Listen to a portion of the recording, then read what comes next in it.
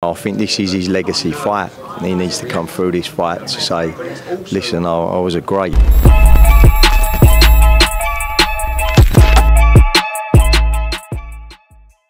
This is Jonathan Aggie of Fifth Pro Boxing Fans, joined by Tony Sims here in Las Vegas ahead of Conor Benn's return against Peter Dobson this Saturday, live on DAZN. Tony, how's America been for you? You've been here a couple of weeks now? Yeah, I've been here a few weeks, and you know, we've had a good camp here training-wise, and we're looking forward to Saturday night. You know, Conor has trained here before, and you know he's now headlining in Vegas. What's his mindset been this camp? Have you noticed any changes in him? He always trains hard for whoever he's fighting, and you know he's took Peter Dobson serious like he does any fighter, and you know, he enjoys to train hard, he enjoys the sparring, he's had good sparring here, and he just loves the fact that he's fighting. He keeps saying to me, I don't feel nervous, like, I feel good about myself, and he's just excited about getting in there on Saturday. Is the sparring been different out here to the work he gets in the UK? Well, we have good work in the UK, but there's just like an abundance of fighters, you know, in LA, and like our friend Pedro, who runs the Matchroom Churchill gym, he's supplied us with really good sparring, and he's had quality sparring there, and it's been a really good camp. What do you know about Peter Dobson? There's a bit of an unknown to him. He's unbeaten, of course, but have you done much research on him, and what do you think he's going to pose to Conor on Saturday? Well, he's an unbeaten fighter, and all unbeaten fighters, you know, where they've never lost, always got to believe it in themselves, got self-belief, and you know, he's obviously going to come with confidence, thinks he can beat Conor Benn, and like every opponent that Conor Benn fights, it's a massive opportunity for them, because they know if they beat him, they become a name in themselves, and obviously their financial status grows. So every fighter that he fights, desperate to win, but I think sometimes you get like special fighters come along, and I believe that Conor Benn is, you know, he's a walking image of his dad. You know, he's got that power in both hands that he carries. He's got the speed, and he's got it in his DNA to, you know, to tough it out. And like he says, he loves this sport, and that's what makes him exciting.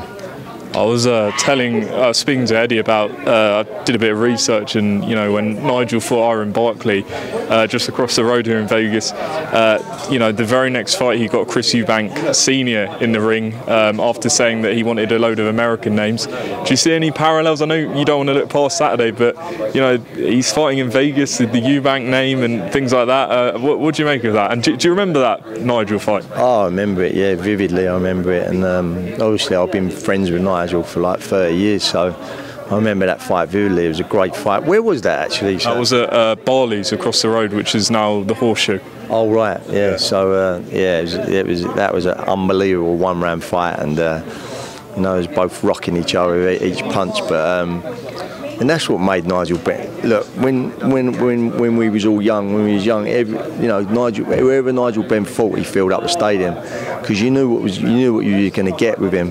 You know, you get in there, you want to see knockouts. Nigel Benn brings the knockouts, and that's what made him so exciting. And same with Conor Benn. People want to see knockouts, and Conor Benn brings that. He's exciting, and people just want to watch him. And you know. And you know, in Vegas, that's what people like over in America. In Vegas, they want to see that, and you know, that's why they like him over here. In the build-up to this fight, Conor's mentioned, you know, Boots Ennis, Terence Crawford, etc. These are big names, the world champions. Do you think that a win here and he is ready for a name like that? Yeah, sure. You know, and it's the big names that you want to fight, and you know, make yourself a household name. And you know, I think he's ready now. He's like 27. He's probably at the peak of his career now, and you know, he wants a big name next. And you know, he's always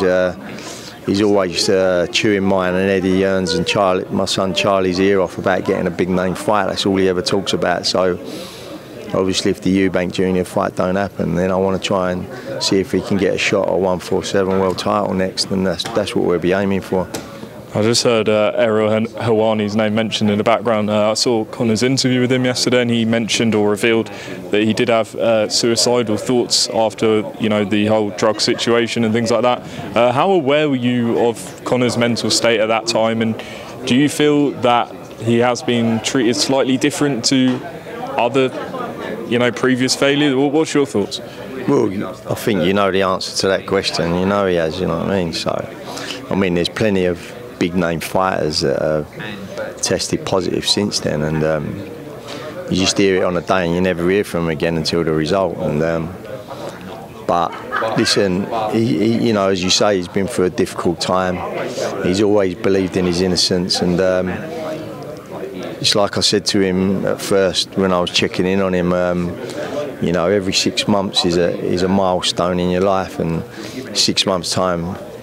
6 months' time, it won't be as bad as it is now. And he referred that back to me, that 6 months went by and it weren't as bad as, you know, when it started, and then 12 months went by. So time is a healer, and you get through things. And now he's like having his second fight in 6 months. So, you know, he's back on track and back at looking at big names.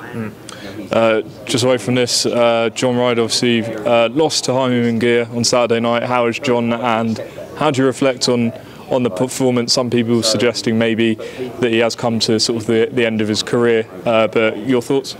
Yeah, you know, John's had a 14-year professional career. He's lived a life, and you know, he's nearly 36 in the next couple of months. So it's his decision what to do. If he wants to carry on, he'll carry on, and if he don't want to carry on and he retires, then you can say he's had a great career. He's boxed every sort of big name at his weight, in his weight division, and you know, he's financially okay, and you know, it's just completely up to him. Because what I don't like see fighters doing is retiring prematurely and then coming back. So, you know, I always say to him, once you retire, that's the end of it. So it's a decision that he's solely got to make on his own.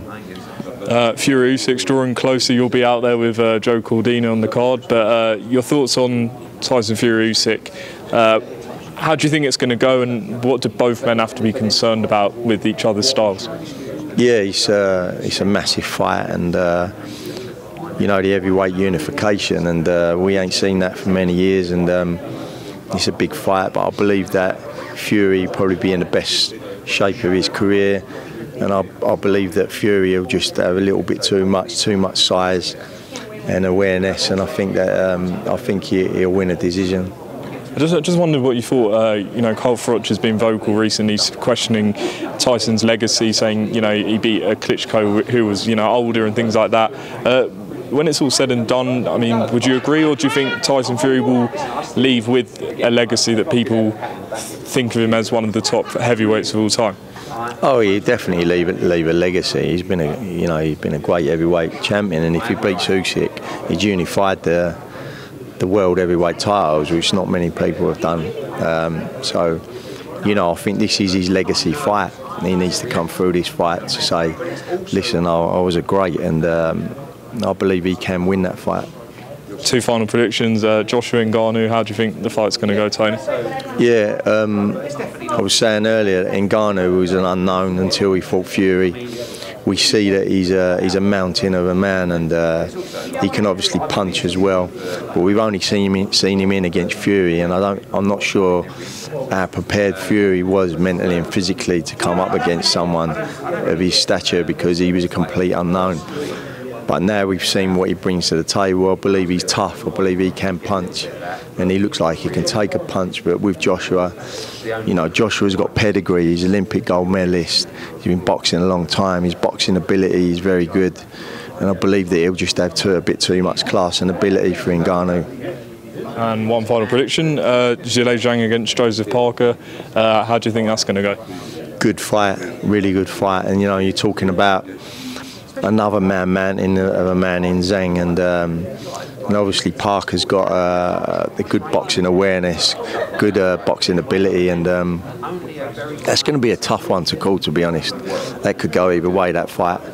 Yeah, it could go either way. It's a 50-50. Cool. Tony, appreciate your time, and best luck Saturday with Conor Benn. Thank you very much. Cheers.